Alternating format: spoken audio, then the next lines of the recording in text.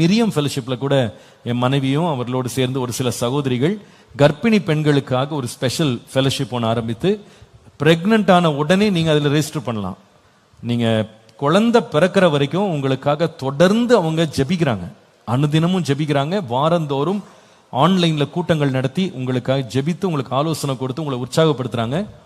அப்பொழுது என்னோட மனைவி வந்து சொன்னாங்க, அவங்க அநேக வீடுகளை போய் குழந்தை பிறந்த பிறகு அல்லது குழந்தை பிறக்கிறதுக்கு முன்னால சில அவசியமான இடங்களுக்கு போய் அவங்க பார்க்கும்போது அநேகர் மிகுந்த எளிமை நிலைமையில் இருக்கிறாங்க.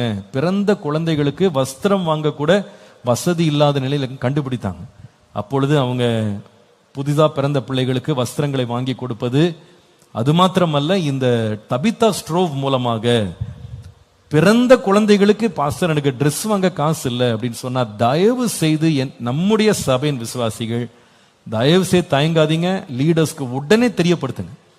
நீங்க வந்து எனக்கு ஒரு பெட் இல்லை, ஒரு காட் இல்லை, ஒரு நல்ல ஸ்வெட்டர் இல்லை என் பிள்ளைக்கு, அல்லது எனக்கு போடுறதுக்கு பிள்ளைக்கு வஸ்திரம் இல்லைன்னா எங்களுக்கு உடனே தெரியப்படுத்துங்க. ஆண்டவர் கிருபையினால அநேகர் அதற்காய் தானமாய் கொடுக்குறாங்க.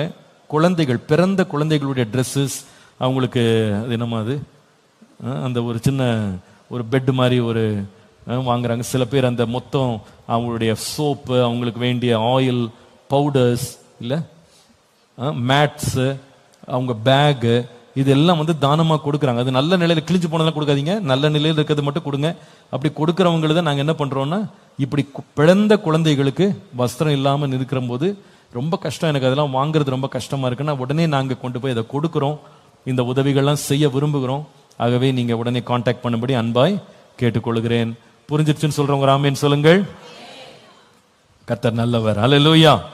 இப்படிப்பட்ட ஊழியங்களுக்காக தேவனை நாம் நன்றியோடு ஸ்தோத்திரிப்போம். அவருக்கே மகிமை உண்டாவதாக.